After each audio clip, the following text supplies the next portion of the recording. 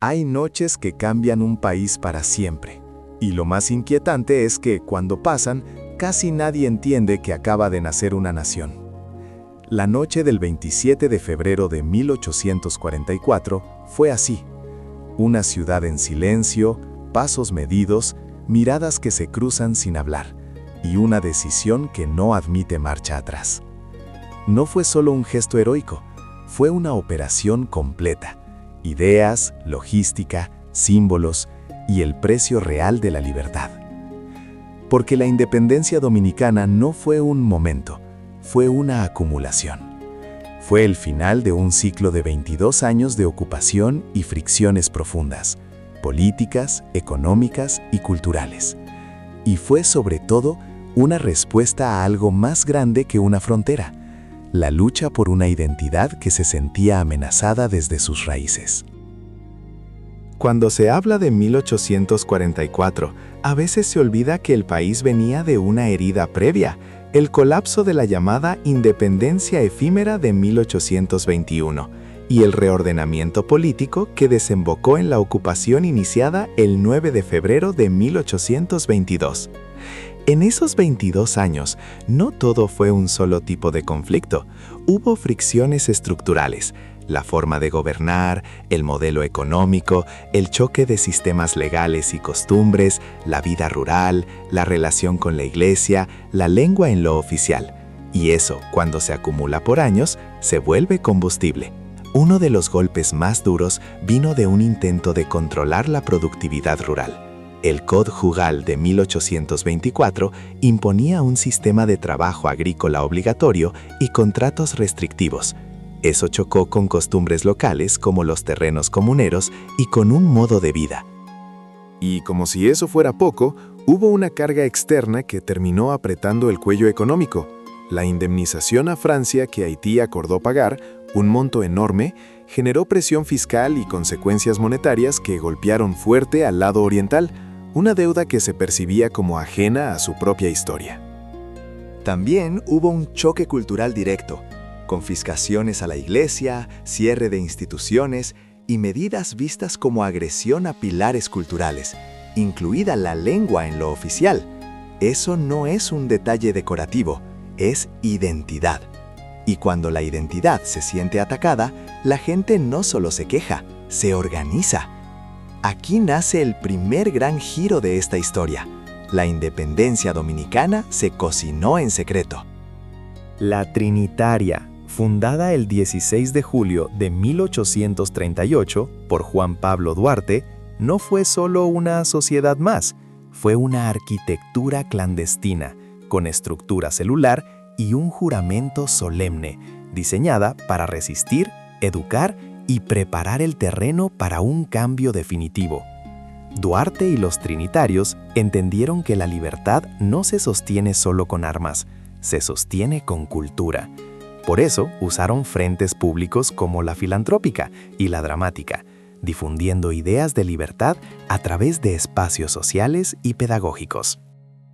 Pero todavía faltaba algo crucial: justificar, ante el mundo y ante los indecisos, por qué la separación era legítima. Y ahí entra el documento que muchas personas mencionan, pero pocas entienden de verdad. El Manifiesto del 16 de enero de 1844, redactado primordialmente por Tomás Bobadilla, es considerado por Tu Material como la verdadera acta de nacimiento del Estado dominicano. No solo denuncia opresión, también crea un marco institucional y político para que la causa no parezca un motín, sino un Estado en formación. La Guía de Identidad Nacional también lo subraya. El manifiesto justificó las causas de la separación y delineó estructura del nuevo Estado soberano. Y mira lo poderoso. El documento no solo habla de romper, habla de unir. Incluye un mecanismo de amnistía, el entero olvido de lo pasado, para reducir venganzas y asegurar cohesión. También consagra igualdad de derechos y la abolición definitiva de la esclavitud, y define provincias originales y un gobierno provisional, la Junta Central Gubernativa. Con el manifiesto, la ruta estaba trazada, pero el papel no basta. Había que ejecutar, y la ejecución fue quirúrgica. Porque esa noche, el 27 de febrero, la historia no inicia exactamente donde la mayoría cree. Según tu documento de gestión patrimonial, si queremos precisión, el inicio operativo ocurre en la Puerta de la Misericordia. Allí, Matías Ramón Mella dispara el trabucazo como señal de inicio ante vacilaciones internas. Esto también está respaldado por prensa dominicana al describir la Puerta de la Misericordia como el lugar del trabucazo la noche del 27. Hoy digital. Imagina el sonido. No es solo pólvora, es un punto sin retorno. El disparo no era para el enemigo, era para los propios. Ya no hay vuelta atrás. Y entonces, tras esa señal, el grupo marcha hacia un lugar que hoy muchos pisan sin imaginar lo que significa: el Baluarte del Conde, también conocido como el kilómetro cero simbólico de la nación, marcado por una rosa de los vientos en el pavimento. Allí ocurre el gesto que convierte idea en nación. Francisco del Rosario Sánchez iza la bandera y proclama la República. Y aquí entra un elemento que muchos relatos dejan como nota al pie, pero que en realidad es columna vertebral: la logística civil. Porque mientras algunos avanzaban al baluarte, alguien tuvo que llevar pólvora, alguien tuvo que preparar cartuchos, alguien tuvo que convertir un ideal en símbolo. María Trinidad Sánchez transportó pólvora escondida en sus faldas y confeccionó cartuchos para sostener la acción de esa noche. La guía de identidad también recoge esa imagen poderosa: pólvora en sus faldas y cartuchos la noche del 27, y su martirio en 1845. Piensa en eso un segundo. Mientras la historia se queda con el trabucazo y la proclamación, en la sombra había alguien cosiendo el futuro, con decisiones concretas. La independencia fue también una operación de manos silenciosas. Con 19 años, Concepción Bona, junto a su prima María de Jesús Pina, de 16, confeccionó la primera bandera con telas finas, y esa bandera fue enarbolada en la Puerta del Conde el 27 de febrero. La guía de identidad lo reafirma: esas edades, las telas finas y el rol en la confección del primer pabellón. Y aquí hay otro nivel, porque no es solo una bandera, es un diseño pensado para condensar un país. Tu documento dice que el diseño original fue aprobado por los trinitarios el mismo 16 de julio de 1838, cuartos alternos atravesados por una cruz blanca, con relación de dimensiones 2:3, y el azul ubicado arriba junto al asta. Y el simbolismo tradicional se vuelve narración visual. Azul ultramar, Dios protege la nación, cielo e ideales. Rojo vermellón, sangre vertida por los libertadores. Blanco, paz, unión y lucha por la patria libre. Pero, si todo quedó proclamado esa noche, ¿por qué el país no se aseguró de inmediato? Porque declarar no es lo mismo que sostener, y lo que vino después fue la prueba de fuego. Al día siguiente, la transición de soberanía necesitaba consolidarse. En tu documento se menciona la capitulación del general haitiano Des Grotte el 28 de febrero, validando la autoridad de la Junta Central Gubernativa. Pero la amenaza no desaparece con una capitulación.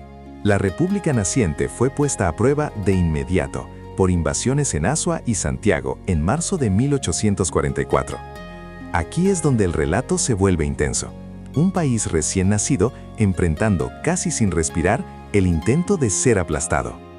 La llamada Batalla del 19 de marzo, Azua, es registrada como la primera gran batalla en defensa de la República Dominicana, librada el 19 de marzo de 1844, con fuerzas dominicanas lideradas por Pedro Santana.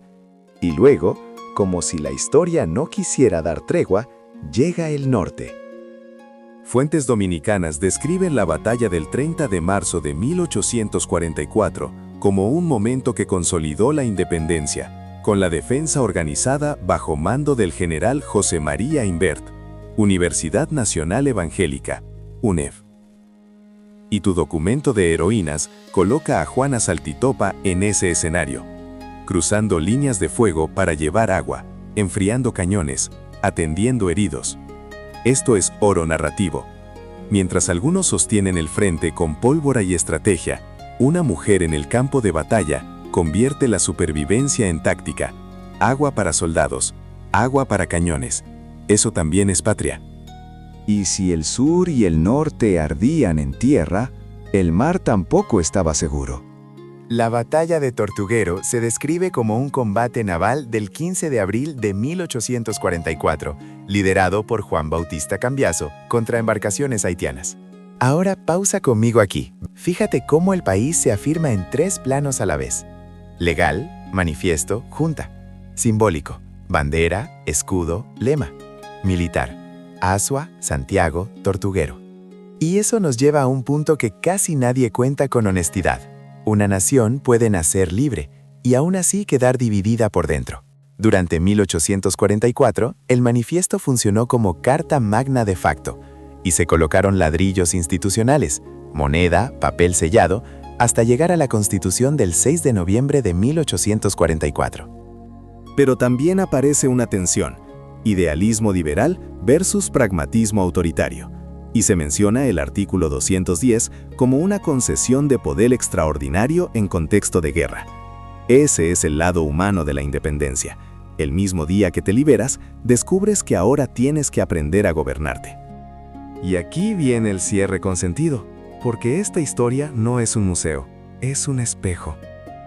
Si hoy tú caminas por el Parque Independencia, si miras el baluarte del Conde, si ves la bandera ondeando, lo que estás viendo no es un símbolo bonito. Estás viendo decisiones. Estás viendo un país que tuvo que inventarse a sí mismo en tiempo real. Con secretos, con teatro, con manifiestos, con pólvora escondida, con puntadas de tela fina, con agua para cañones, con batallas en tierra y en mar.